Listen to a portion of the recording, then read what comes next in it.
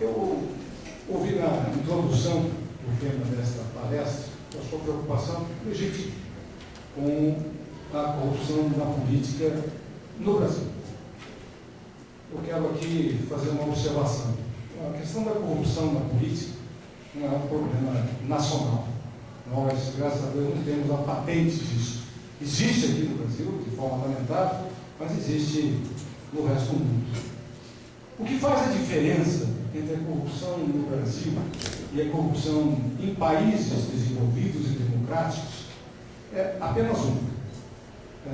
O político que for, vamos dizer assim, apanhado com a boca na botija, ele perde o mandato no ato, ele vai preso, é julgado, vai preso, sem mais delongas.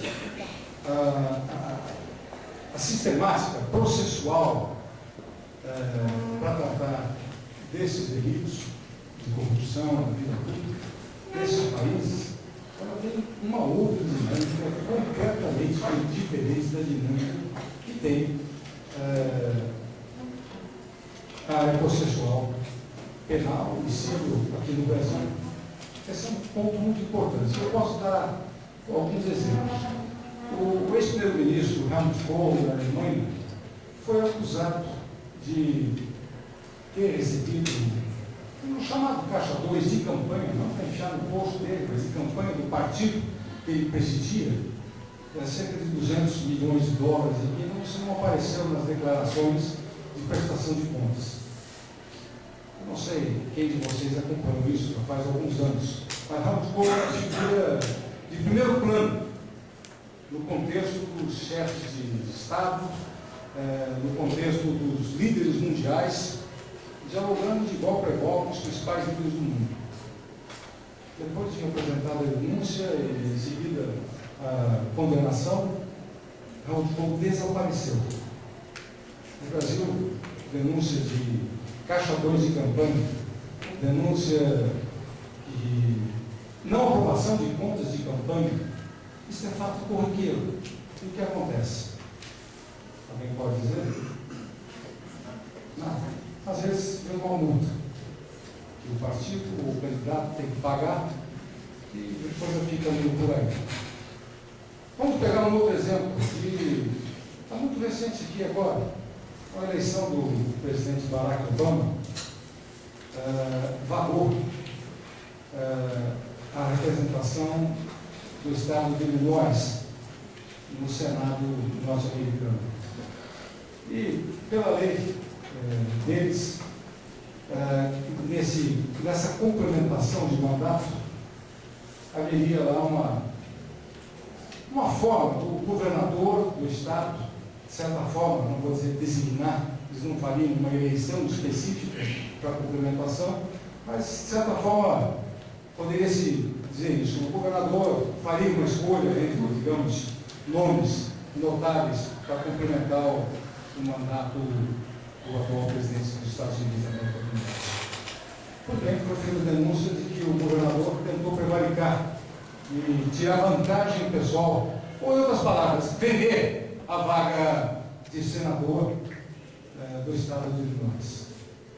Preciso dizer que, apresentada a denúncia, eu não sei se levou 30 dias ou coisa desse tipo, para que ele providenciasse a defesa, fosse afastado, logo na sequência condenado e está na cadeia.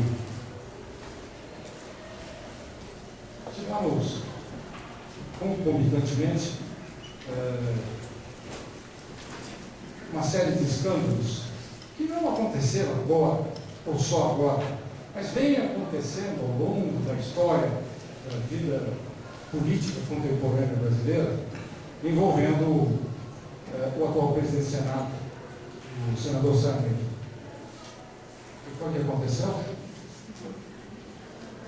O presidente da República foi lá afagar a cabeça do presidente Sarney. O presidente da República desautorizou o líder do próprio partido dele, no Senado Federal, de tomar uma posição contrária àquilo que o presidente entendia como correto. E o presidente Sarney continua no cargo, que agora já como se nada tivesse acontecido. Citei o caso do Sarney, poderia citar aqui tantos outros, quase como são boa parte dos senadores. Só senadores? Não. Nós vamos encontrar essas mesmas coisas, nós vamos encontrar no meio dos deputados federais, nas assembleias legislativas, nas câmaras municipais, nas prefeituras, nos governos dos estados. Nós vamos encontrar essa coisa toda. O que está acontecendo?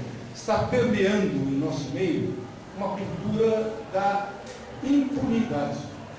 Ou seja, as pessoas mal intencionadas, elas já contam que de alguma forma, elas têm a certeza, a convicção de que de alguma forma elas não serão julgadas ou serão julgadas muito lentamente, de maneira que o tema vai saindo de pauta e de repente dá para terminar o mandato, dá para conseguir mais um outro mandato e até para sair da vida pública depois, já multimilionário, sem que a justiça fosse feita. Esse é um problema seríssimo aqui no Brasil. Por isso eu quero enfatizar. Por isso que aqui não é mais corrupto do que é nos Estados Unidos. Mas lá, eles sabem que se for pego, o jeito vai pagar.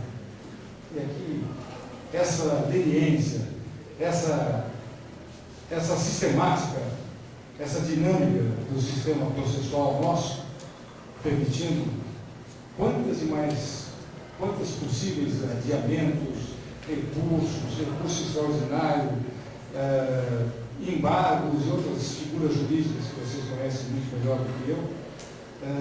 Por isso, vai se adiando o julgamento e os culpados não são punidos. Esse é um dos lados perversos. Essa morosidade na justiça tem um outro lado também. E este prejudica as pessoas que são íntegras, que são corretas. E eu aqui vou dar um exemplo, aqui não é um gesto de cabotinismo, falando em causa própria. Mas como todas as pessoas que ocupam cargos no Executivo, o Constituinte de 88, ele deu uma conotação para a apresentação das chamadas ações populares, que na verdade é uma forma interessante de dar o direito de um cidadão, como foi dito, um cidadão comum, não que os políticos não sejam comuns, mas ser alguns que não se consideraram comuns, cidadão comum, de repente, tem uma dúvida, pode apresentar, propor uma ação popular, e se for julgada apta, será recebida e vai ser processado. Só que isso aqui no Brasil tomou o rumo da perseguição política.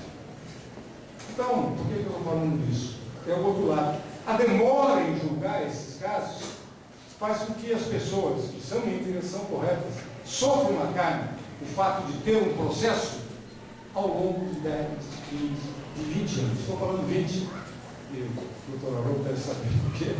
Porque uma das ações populares que eu fui alvo, quando fui prefeito, finalmente eu consegui a última etapa, e a única coisa que cabia agora, e consegui, depois de 20 anos, os dois advogados conseguiram, faço questão de também orientei, provar que não havia nada que justificasse sequer a abertura daquela ação popular. Mas a gente sofre com isso. E assim, outras acusações. Para corrigir essa deficiência, eu apresentei um projeto de lei na Câmara dos Deputados, consegui, inclusive, que fosse aprovada a votação do mesmo em regime de urgência. Isso não quer dizer que tenha sido votado. Mas o projeto de lei faria uma alteração, dando prioridade para o julgamento de detentores de mandato, aqueles que têm foro por prerrogativa de função, o chamado popularmente foro privilegiado. Necessariamente entrou um processo contra o deputado, contra o presidente da República, contra o governador, quem quer que seja o ministro, o secretário, esses processos teriam prioridade naquele foro especial, a que o cidadão tem direito. A pergunta que vocês vão fazer, bom, daí entrou em regime de urgência, e aí? Foi apreciado? Não. Não há interesse na casa boa parte dos livros, para colocar na ordem do dia, tem que fazer uma extensa negociação. Não há interesse. Ou seja, é melhor deixar como está. Isso poderia corrigir. Esse tem sido um dos grandes efeitos e que tem passado essa mais do que justa sensação que o povo tem de que a política, usualmente, é feita por gente sem escrúpulo. Eu quero dizer que é por conta disso, não pelo fato de que todos os políticos não têm escrúpulo. Eu acho que boa parte dos políticos, ouso dizer até que deve ser até a maior parte, certamente tem escrúpulo e tem princípios. Mas seguimos depois falando do resto. Muito obrigado.